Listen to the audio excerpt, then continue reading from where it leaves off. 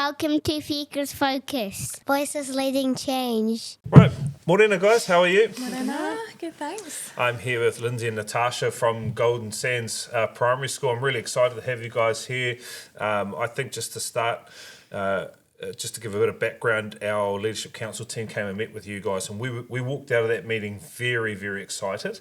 We walked out of that meeting very, very enthused that we know that we are in an area where we've got two schools with Te Manawa and Golden Sands leading the charge with learning through play, and it was just, especially for Lauren and I, Lauren's our curriculum piece, we were pumped because you guys really sung to our hearts around that you guys have got to be ready for children coming out of not just our centres but for out of centres, and it just meant so much to us. So a huge thank you for a start. And I do want to mihi to Mel. I think the leadership space in terms of getting in behind people and not being afraid of change and what communities could potentially be saying, and hearing your guys' journey is just really important. So thank you very much. It was really cool. Oh, so, thank you for coming. It was great to have you guys and to have that collaboration. Yes, and I think further to this, it gives us a chance to really dig into what you guys are doing. So let's just quickly start with maybe your roles in the school. So knowing that you got at Golden Sands, so we've got plenty of whānau that will be going from Boulevard and here probably into Golden Sands. So it's nice to really tie some faces there. So why don't you quickly just introduce yourselves? Yeah, sure. So I'm Lyndsey, Fire Lyndsey, and I'm the team leader currently for the new entrants at Golden Sands School, and I also work to liaise and create relationships with our wonderful local ECEs and kindies. Cool. I'm Natasha, Mrs. Vans, because van Queenan is far too hard for children to say. And I teach at Golden Sands in the new entrance, and I'm really passionate about it. Yes. So let's just get some clarity around it, because I know we really fight the battle of talking through the value of play. And it was lovely for me to walk into your rooms and see them messy. You know, like coming from primary myself, I taught new entrants my first few years out of university. So I wanted to understand what it was like to work in those spaces, and it wasn't common for a man to be in that time in 2004. But I learnt a lot. But walking into your rooms and just seeing stuff still set up, like, you know, you got that big corner where there was still clearly some level of play that kids could walk back into pretty quickly. Do you want to just talk about the structure of your day, so that we get some ideas around what that looks like in a non-traditional sense? Sure. So, I mean, we are really, really lucky. We've got a wonderful big learning space in our community, and as Natasha was saying, like, we're really passionate about providing a learning through play environment. So the way that we urges, aren't we? Yeah, looking for the urges, the interests, really getting to know the children, and really making sure that the environment provides what those children will come in and relate to, or want or gravitate towards, engage with. Yeah, absolutely. So the day looks like we have a soft start in the morning. Families are welcome to come in with their tamariki, and there's play available everywhere. It's a nice opportunity for connections to be made between the children, for us to be able to touch base with whānau, and just create that safe space, isn't it, for children to come in. Throughout the day, there'll be large loose parts. There's a large loose part session, and that's really based on the research that we have done around play, knowing that play really fires up the brain. It really gets those connections working, but also it's what humans do. It's what we are biologically driven to do. Ideally, right? Yes. Ideally. Yeah. I think, we lose that as adults. Yes. And that's a principle of ours of Future Focus that we as adults don't want to lose, let alone, and it's always a strange thing, because we expect so much, or want to build so much for kids, but we don't build it for adults. And I think there's just weird. So just going into urges, you use the word urge. Just talk us through what that looks like in that space, because obviously that's a pedagogical word that you guys are utilising at Golden Sands. So we'll watch children play, and we might notice that a child has a trajectory urge and they want to throw things. So then we will think about it and we'll provide them a safe way of throwing things. So we'll provide them with balls, or we'll provide them with bean bags. If a child has an urge to launch things, using force, that's science. So then we will go back and we'll think about it, and we'll provide an urge for them to create a marble run, or provide them the resources to create what it is their urge is showing us. So you're talking really about, just like we would see in an early learning setting, you're talking about actually really following their urge and feeding it. Yeah. And we also link it to the curriculum. So we, in our space, we have a big board, don't we, that we use for our planning, and it's our notice, recognise, respond board. Yes. So we're noticing those urges, which mirrors early learning, Yes. which is the beautiful thing about it. I think too, like when we started, didn't we? We started a couple of years ago in the new entrance community. We really wanted to honour Te Whariki. Yes. And so it wasn't. We didn't want there to be that stops, and then it's such a beautiful document and a way of learning that we wanted to really use that to enhance everything that we were doing. So when we notice, we put up all of our noticings. We're constantly discussing, look at what these guys are doing over here. These children over here are really exploring with force, or whatever it is they're doing. So we put all of that up, and then we look at, okay, how does that link to the curriculum, and how does that link to what social skills are they really learning here? Are they learning resilience? Are they learning how to problem solve? Are they thinking creatively outside of the box when it comes to solving a problem? And so we're collecting all of that information, or data, if you want to call it. We're collecting all of that information to then inform us to know, okay, so what's next? Yeah. When that child comes in the next day, the next week, how are we furthering their learning, providing resources or provocations that will extend the skills that they are showing us that they're displaying through the urges that we're seeing. Isn't it interesting that, and I think I need to praise the NZC, because the flexibility that it does allow still exists. I know my conundrum with schools is that I often feel like we got pushed into a position of having to teach to the curriculum that didn't actually allow choice and agency for the child. But when you hear about this and the flexibility that the NZC gives, what it's allowed, because what I'm hearing here is we're still collecting data, we're still analysing data, we're still making informed choices that for the child, and thinking, right, this is potentially what serves that child's learning and social abilities. However, they have just greater agency. And just talk to us about what that looks like in terms of, say, little Ray's walked into the room and you're talking about force. And that's something that's really seems to be inspired. How would you really draw out further the interest in really noticing further what we could do to extend little Ray? We had the cars, didn't we? Yeah. That made me think of the cars. So we had a group of children who were just every day they wanted to use the resources to make their racing cars. And so we then were thinking, okay, so this is wonderful. It's creative, it's socio-dramatic play, it's language, it's, they're just having a great time. And also, really having to learn to share, to take turns, to problem solve. All of that was going on. So we were thinking, okay, what's next? And, really watching what they were doing, they then started to experiment with the wheels. The first part, very important, is just observing. Where we don't jump in, we don't say anything. Stay out of the way. Absolutely, just observe, and we watch and we notice everything. Yeah, thank you. No, that's really important. Yeah, absolutely. And then we started to notice that they were exploring with the rotation of the wheels.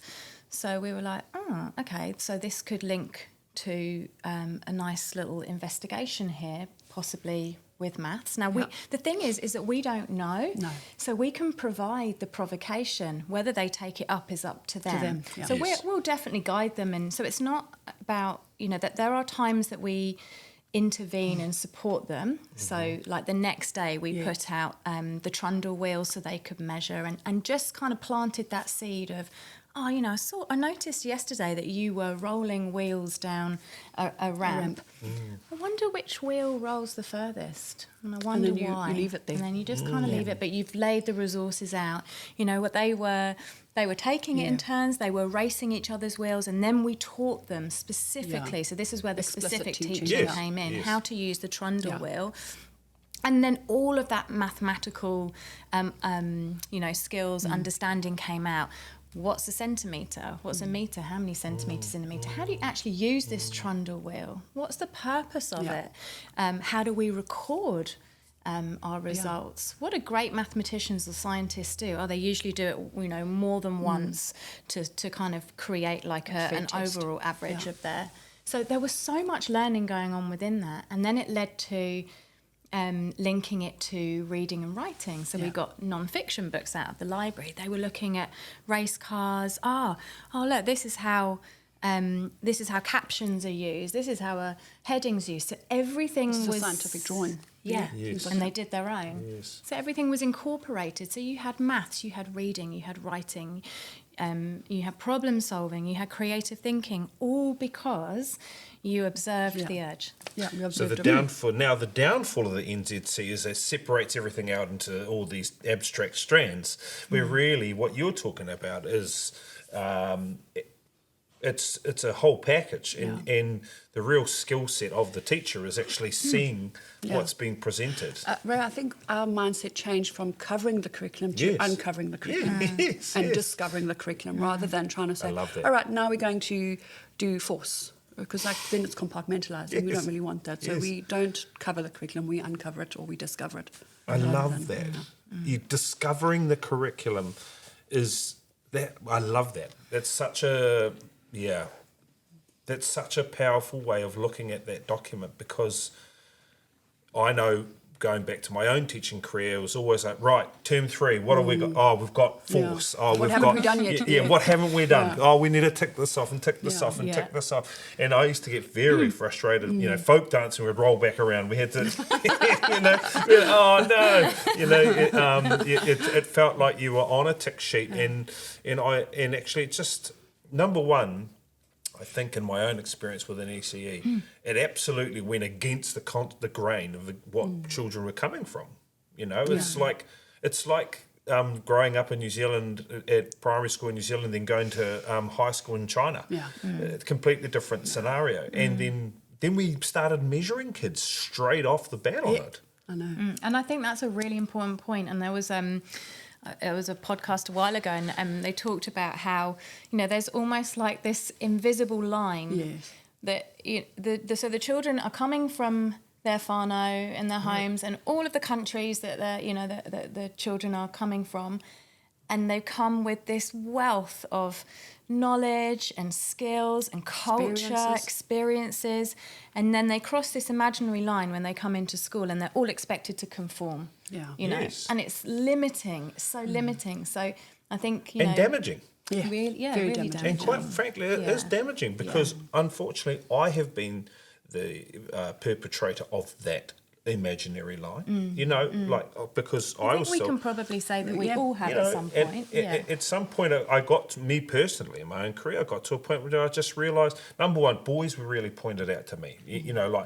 I figured out very early on in my career that I was turning writing into a writing test every time they would turn up to me. That was horrible. Yeah. Look at me, look, Mr. E, I've done this story. Cool. Where's your finger spaces? Where's it? The kids are like, well, hang on. Yeah, I've just given you a gift of my writing. Yes, and you're I've just told you a criticising me. story. You say, where's my finger spaces? Where's my full stops? Where's my capitals? You haven't written enough. You haven't. It was just dreadful. And when we got to a point where we realised that by 6 and 6.5, boys in particular are completely turned off writing. Yeah. No one was asking any questions. And and the journey of learning is lifelong, right? 100%. And so we have always talked about how we have this very honoured position where children are coming to us for the very start of their schooling. You know, we need to give them or support them with that passion for learning rather than stop it. That's right. right. We need to really, you know, show them that actually learning is you're going to just continue learning. We're going to use everything that you're bringing. We're going to honour and respect everything that you're bringing from, you know, your family into this environment, and we're going to work with you with that rather than say, right, okay, day one, got to write your name, got to do this, like almost like you said, this tick sheet. Yeah, we don't want education to be done to children. We want children to be part of that education. Otherwise, what are they learning? It's always been unnerving to me that you know, I always liken it to a restaurant. If you go to a restaurant, you get to select first you get to select the restaurant, you know, and then the second thing is you get to select what you want to eat off the menu. And actually, if there's nothing on there that you don't fancy, you get up and walk out. Actually, kids don't get that chance, and we'd forced it really drove me insane that we'd force kids into that situation. That if they don't like what's on the menu, oh well. You just have to put up with it, and it's. I think that's why we were so pumped up walking out of Golden Sands the other day, because we can hear that you're really opening up opportunity for the child to just love learning. And I don't know why that's so complicated today. I know that people get caught up on, and which is a good segue in. They get caught up on, can my child read? Can my child write? Can my child, you know. How are you guys supporting whānau in the transition of understanding that, yes, that stuff is going to come, but just allowing them or supporting their insecurity around, is my child doing, you know, can they read, write? Are they behind? Because there's always that, I don't know who they're magically behind, but are they behind? How do you guys support whānau to kind of feel safe that their child is progressing?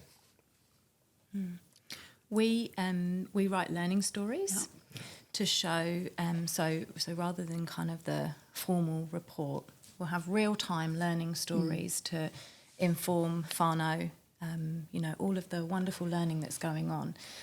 So yes, it will be a snapshot but really picking up on like a particular urge or passion of that child, and then incorporate within that how that links to the curriculum, so that whānau are seeing that through this play that's going on, there's all this wonderful learning happening too. And I think that's been, you know, we receive the written comments, or parents will come in and talk to us about learning stories and say like, wow, goodness, I didn't realise they were doing that, or that links, they're doing that at home too. Yeah, very and so you get that, you know, really lovely link. When it comes to reading and writing, I think too, like being able to share where the children are at, really celebrate where they're at. Like you were saying, you know, if a child does a piece of writing, like we're really focusing on how that child feels when they do that writing, or the effort that it's taken them to do it, the fact that they've shared it with us, what it means to them. And then of course we're weaving in some of those you know, skills of writing, but very organically, creating the environment, a real reading rich environment. I think also we have good relationships with our whānau at school. Yes. We work hard at that. I think in the that's mornings very when they clear. come in. So when you have to have a tricky conversation with a parent and say, look, you know, little Ray is maybe not reading quite where we want him to read, you know, because you have that relationship, those conversations are easier. And we wouldn't necessarily, they're struggling with reading, we'd say, oh, hey, you know, maybe we could do some more sight word work, or maybe we could do a little bit of this. So we don't want to make them fear that their child is behind. I don't think that's ever any teacher's intention. But, you know, if you're supporting the parents in the learning and celebrating the successes that the child is having, success will breed success. And so 100%. when the parents feel safe with you because you're noticing their child and you know exactly where the child is at in their learning, those conversations are easier, and that's where we build the trust. So. And I think it's for us too, isn't it? That if a child's, say we've got a child who's just really not into reading, it's about us reflecting, okay, so what do we need to change in our environment? Yes. How do we make this we child change? like Hallelujah, you know, a reading rich environment where, so it might be that for the next few weeks, we just really read to that child and enjoy books together. Rebuild that love Without for putting reading. the pressure on, you must read. Yeah. Yeah. A child will read when they're ready. They will Yes. read when they They will are do anything when they're ready. incentivized. They'll write when they're ready, they'll and they maths will when they're get ready. there. And I think that's the realisation that we have to help whānau understand, is that they will when they're ready. Yeah. They just will. It's I always liken it to when your children are walking.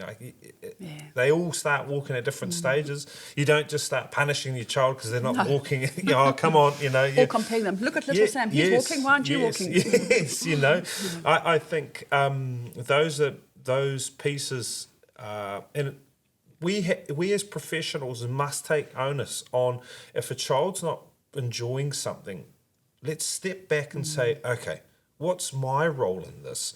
Am I putting pressure on? Am I not creating an environment, or is what I've got here not interesting to read?